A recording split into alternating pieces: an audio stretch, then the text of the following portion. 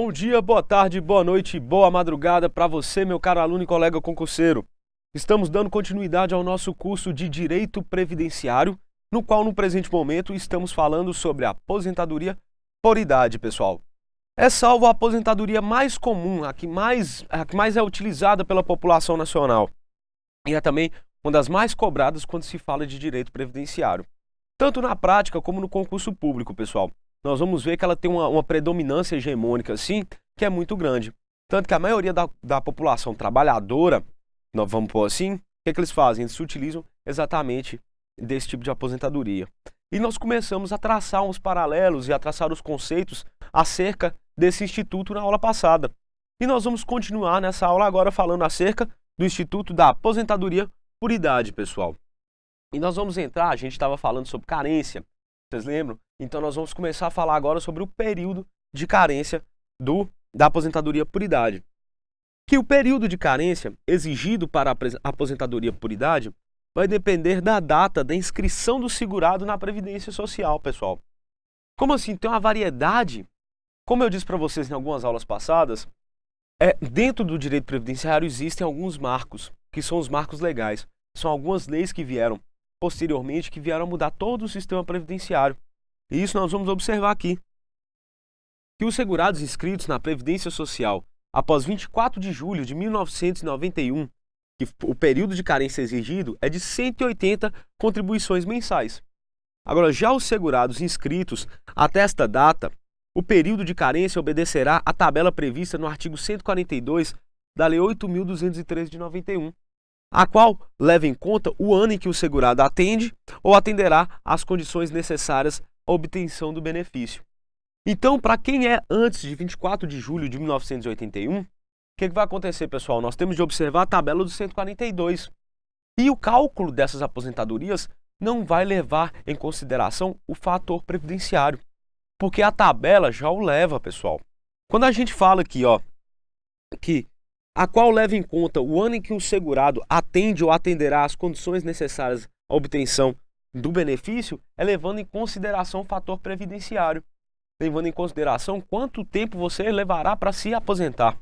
De acordo, você vai colocar a idade média de vida, o prazo médio de vida de um brasileiro no momento. Nós vamos observar quanto tempo ele trabalha nesse prazo de vida médio.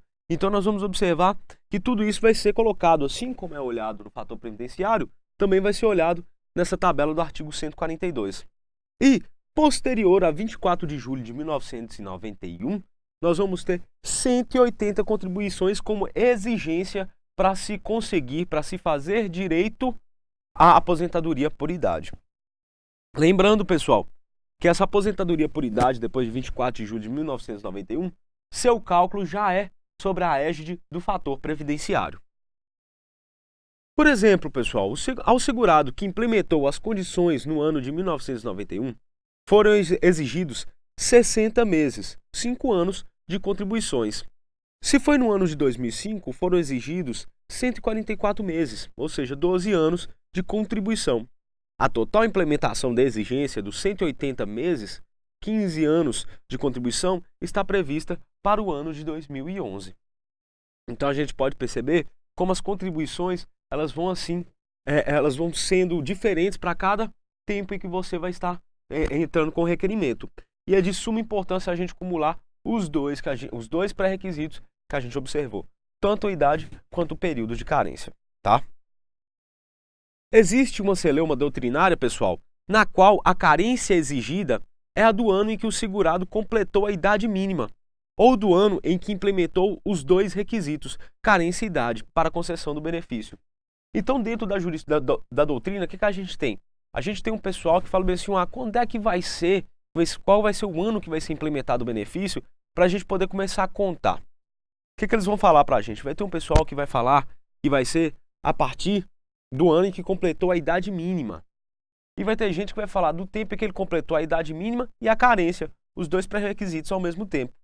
Então nós vamos ter um que vai falar somente idade, tem outro que nós vamos falar no ano que saiu as duas ao mesmo tempo.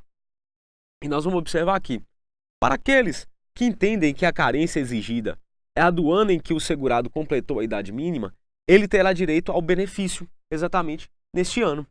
Pois em 2001 o ano em que completou 65 anos de idade, por exemplo, a carência exigida pela tabela é de 120 contribuições. Aqui nós falando do pessoal que está inscrito anteriormente a 1991, pessoal.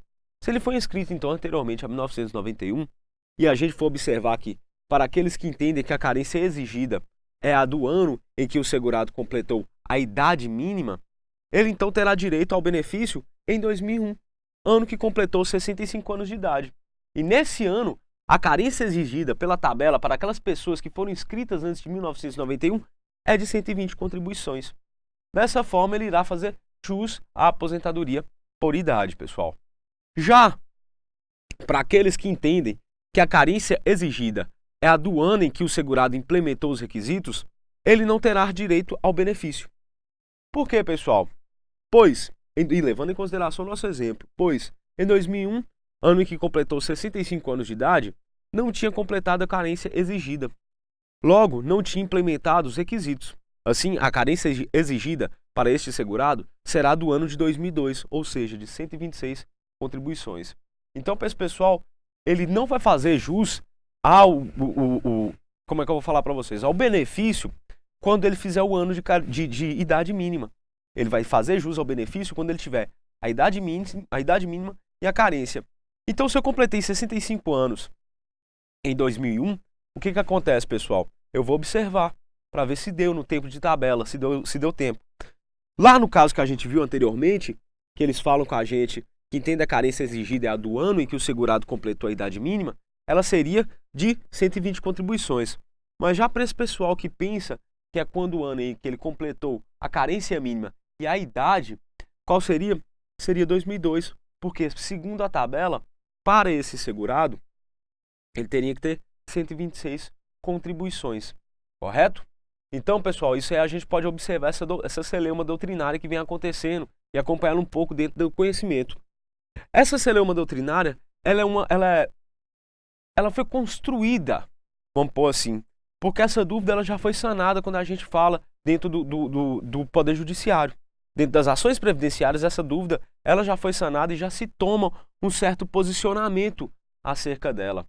Isso a gente pode entender, pessoal, que vale lembrar que a carência para os segurados especiais, que no caso nós estamos falando sobre os trabalhadores rurais em regime de economia familiar, ela é substituída pela comprovação do exercício da atividade rural por período igual à carência exigida.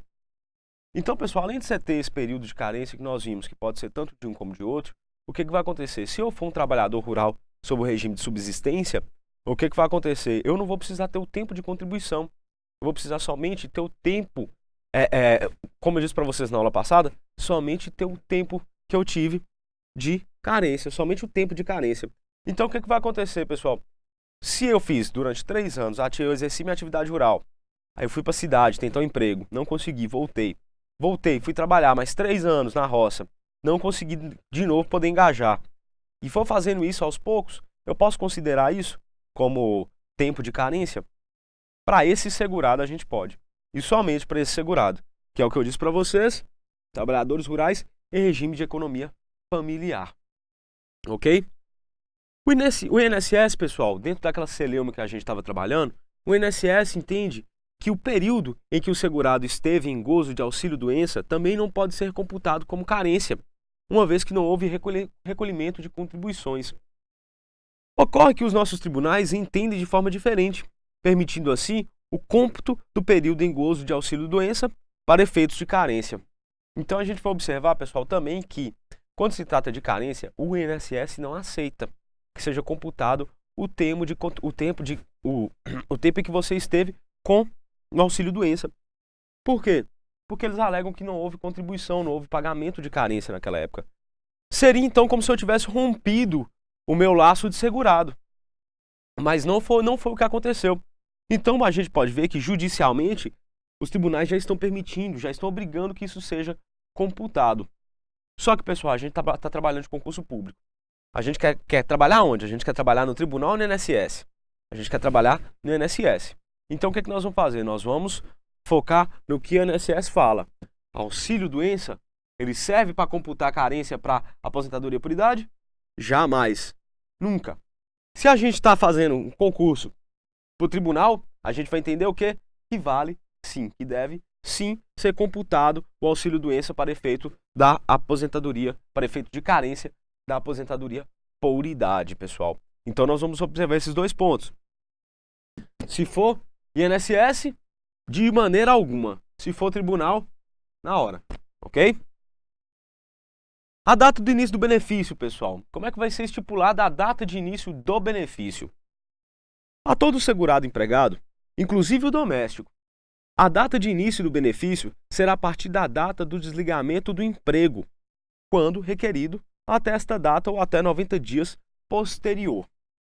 Ou da data do requerimento, quando não houver desligamento do emprego ou quando solicitada após 90 dias. Então nós vamos ter inicialmente duas hipóteses, pessoal. Duas hipóteses. A primeira é: a data do início do benefício será a partir da data do desligamento do emprego.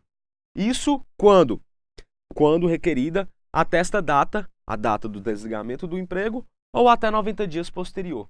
Se não for requerido, se ainda existe o vínculo, quando houver desligamento do emprego, quando não houver, se ainda existe o vínculo, quando não houver desligamento do emprego, ou quando solicitado após 90 dias, pessoal, qual que vai ser a data? A data vai ser a data do requerimento de aposentadoria, ok? Para os demais segurados, pessoal, será a data de entrada da solicitação do benefício que será contada para o início. E, para ambos, os requisitos de carência e de idade mínima devem ter sido preenchidos. Então, para qualquer uma das duas hipóteses de data inicial, elas têm de estar com os dois requisitos preenchidos. Aqui, o que vai diferenciar um e outro é a data da entrada, a entrada do pedido, a data do pedido do requerimento. É isso que vai diferenciar um do outro. Se aqui eu não estava trabalhando e eu estava até 90 dias posterior à data do meu desligamento, vai contar como? Vai contar como a data do meu desligamento do emprego. E se aqui, se eu não tiver desligado do emprego ainda, ou então se tiver mais de 90 dias que eu já tiver desligado, o que vai acontecer? A partir da data do requerimento, ok? E se eu não for beneficiário de nenhum dessas duas formas, o que eu vou fazer, pessoal? Se eu for um segurado facultativo, se eu for um segurado especial, vai ser quando? Vai ser a partir da data de entrada de solicitação do benefício, ok? Importante observar também, pessoal, que o valor mensal do benefício não poderá ser inferior ao salário mínimo, nem superior ao do limite máximo do salário de contribuição. Então nós não vamos passar além do salário que você recebia, que era o salário seu de contribuição, que era o salário onde incidia a contribuição sua, e nós também não vamos deixá-lo à míngua, totalmente à míngua, né? Porque salário mínimo para a gente é míngua, do mesmo jeito. Mas enfim, nós não podemos ser inferiores ao salário mínimo, nem poder superar o salário de contribuição deste segurado.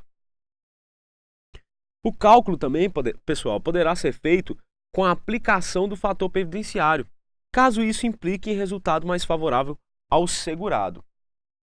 Mas, pessoal, como nós podemos observar dentro da prática, o fator previdenciário ele vem prejudicando muito aqueles que são aposentados. Porque a idade do brasileiro, ela superou em muito a idade que o tempo de vida plena desse brasileiro superou em muito o tempo de vida estipulado pelo INSS.